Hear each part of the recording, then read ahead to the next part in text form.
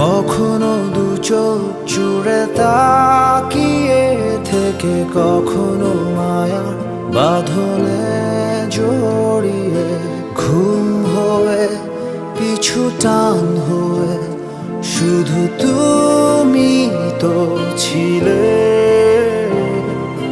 পথের প্রান্তে গাওয়া গানগুলো আর পুরনো খাতায় লেখা লাইনগুলো নীল হয়ে অমলিন হয়ে শুধু তোমাকে খোঁজে। জানি না কোথায় তুমি, কেন যে দূরে হারিয়ে, কেন যে আছো লুকিয়ে। আজও